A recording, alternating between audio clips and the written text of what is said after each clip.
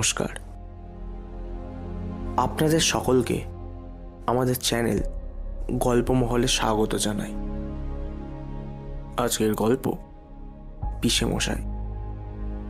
গল্পের লেখক শ্রী রজত সরকার এবং গল্প পাঠে নবনীতা সিংহ। শুরু করতে চলেছি আমাদের আজকের গল্প পিসে মশাই।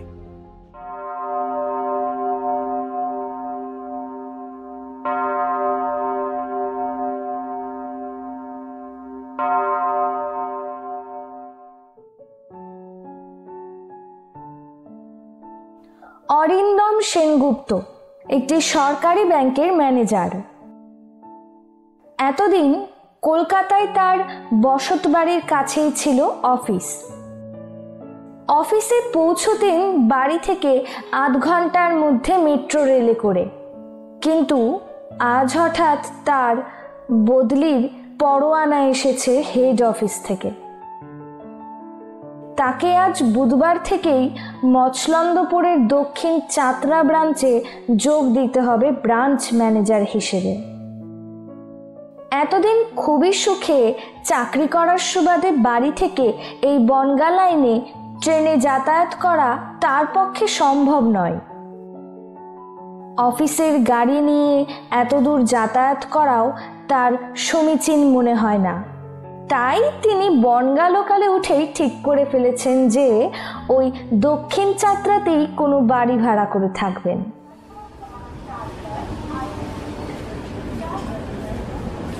ট্রেন থেকে নেমে একটি ভ্যান রিকশায় বসে গ্রামীণ বাংলার শোভা দেখতে দেখতে অরিন্দম ব্যাংকের কাছে পৌঁছলেন। অফিসে ঢুকে নিজের পরিচয় দিয়ে আগের ম্যানেজারের কাছ থেকে নিজের দায়িত্ব বুঝে নিলেন তিনি। খোঁজ করে জানলেন যারা ব্যাংকে কাজ করে তাদের মধ্যে এই অফিসের সামনে কে থাকে। কিছুক্ষণের মধ্যেই চন্দনের সাথে তার পরিচয় হয়। অরিন্দম চন্দনকে এখানে থাকবার ব্যবস্থা করে দেওয়ার জন্য অনুরোধ করেন। অরিন্দম একজন ব্যাচেলার ছেলে, মাত্র বছর 6 এই ব্যাংকে কাজ করছে। প্রথমে বারাসাত ব্যাংকে ছিলেন, এখন তার বাড়ির কাছে এই দক্ষিণ চাতরার ব্রাঞ্চে এসেছেন।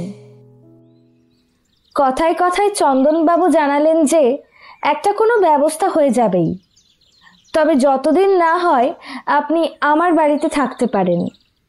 আমার বাড়ি কাছেই, আমি অনুরোধ করছি যে আপাতত আমার বাড়িতে থাকুন, কোনো অসুবিধা হবে না, কারণ সেখানে ঘরের অভাব নেই।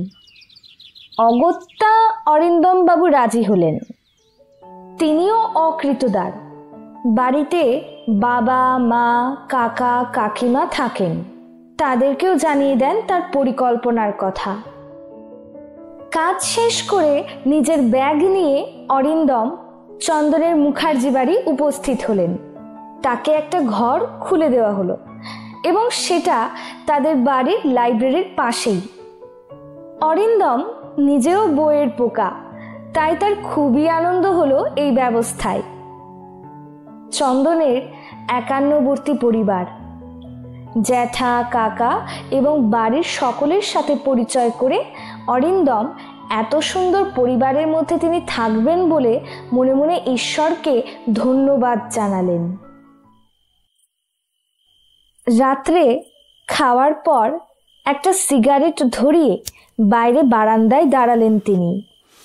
পল্লীগ্রামের রাতের অন্ধকারে আকাশে অগণিত তারার মেলায় তিনি অভিভূত হয়ে বুঝতে পারলেন গ্রামীণ বাংলার রূপ। সিগারেটের শেষ টান দিয়ে নিজের ঘরে ঢোকার মুখে হঠাৎ দেখলেন লাইব্রেরির দরজা খোলা, লাইট জ্বলছে এবং একজন বয়স্ক লোক লাইব্রেরির চেয়ারে বসে আছেন। টেবিলের উপর একটা মোটা বই দেখছেন তিনি। অরিন্দম বুঝতে পারলেন না যে কি ব্যাপার, একটু আগেই তো লাইব্রেরির দরজা বন্ধ ছিল, লাইট ছিল না, কিন্তু এখন এটা কি দেখছেন তিনি? প্রচণ্ড কৌতূহল নিয়ে তিনি ধীরে ধীরে লাইব্রেরির ভিতর প্রবেশ করলেন। সারা শরীরে যেন একটা ইলেকট্রিক শক খেলেন তিনি।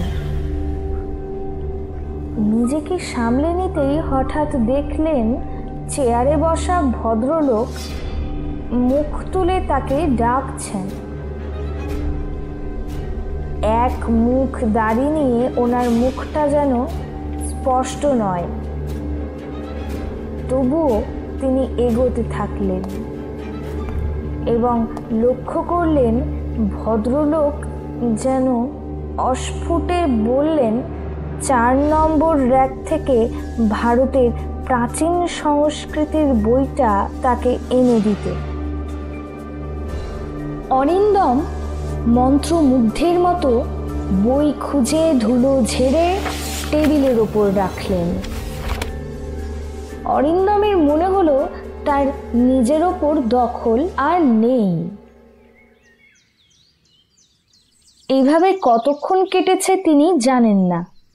সকালে চন্দনের বউ চায়ের কাপ হাতে অরিন্দমের ঘরে এসে দেখলেন তিনি নেই, দরজা খোলা। মনে করলেন হয়তো বাথরুম গেছেন তিনি। কিছুক্ষণ অপেক্ষা করলেন, এর মধ্যে চন্দন এসে গেল। দুজন মিলে বাথরুমে দেখলেন অরিন্দম নেই। বুঝতে পারলেন না যে উনি কোথায় গেলেন। এর মধ্যে হঠাৎ চন্দনের চোখ যায় লাইব্রেরির দরজার উপর। দেখেন সেটা সামান্য খোলা। চন্দন এবং তার স্ত্রী লাইব্রেরির সোফায় অরিন্দমকে শুয়ে থাকতে দেখেন, আর দেখেন চারিদিকে মোটা মোটা বই, কিছু টেবিলে কিছু নিচে পড়ে রয়েছে।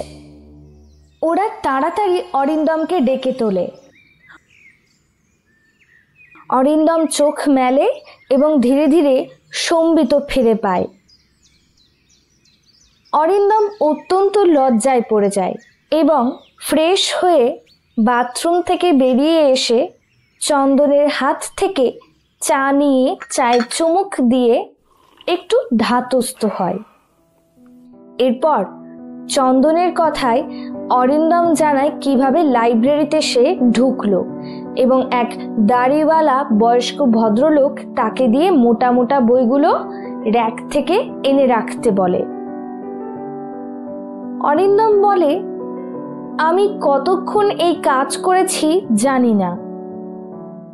আজ তোমাদের গলার আওয়াজে ঘুম ভাঙলে দেখি আমি এই সোফায়। চন্দন এবং তার স্ত্রী অবাক হয়ে ভাবতে থাকে এটা কি করে সম্ভব। চন্দন অরিন্দমকে বলে, দাদা, লাইব্রেরির ঘরে যে ফটোটা আছে আর আপনি যাকে দেখেছেন, দেখুন তো তার সাথে কোনো মিল আছে কিনা। অরিন্দম ফটোটা দেখে এবং হঠাৎ জোরের সাথে চিৎকার করে বলে ওঠে, হ্যাঁ এটাই, এই ভদ্রলোককেই তো আমি কাল রাতে দেখলাম। চন্দন বলে, তা কি করে সম্ভব? এটা তো আমাদের পিসে মশাইয়ের ফটো। আজ বছর 4 হয়ে গেল তিনি আর আমাদের মধ্যে নেই এবং এক রাত্রে এই লাইব্রেরির ওই চেয়ারে বসেই মৃত্যুবরণ করেছিলেন তিনি। এই লাইব্রেরিটা তার বড় প্রিয় ছিল। চাকরি থেকে অবসর নেওয়ার পর এই লাইব্রেরি তার সংসার ছিল। কিন্তু আপনাকে উনি এভাবে দেখা দেবেন আমরা বুঝতে পারিনি। আমরা আপনার এই অবস্থার জন্য সত্যি নিজেদের ক্ষমা করতে পারছি না। দাদা, আমরা ভীষণভাবে দুঃখিত আপনার এই পরিস্থিতির জন্য। এই মুহূর্তে আমরা লাইব্রেরি বন্ধ করে দিচ্ছি এবং আপনাকে আমরা অন্য ঘর খুলে দিচ্ছি। অরিন্দম বলে ওঠেন, না না, উনি তো ক্ষতি করেননি, শুধু আমার হাত দুটো ব্যথা হয়ে গেছে। আর তাছাড়া এই লাইব্রেরি বন্ধ না করে সবার জন্য খুলে দিন। আমার মনে হয় আপনার পিসে মশাই তাতে শান্তি পাবেন। আর ঘর পাল্টানোর কোনো দরকার নেই।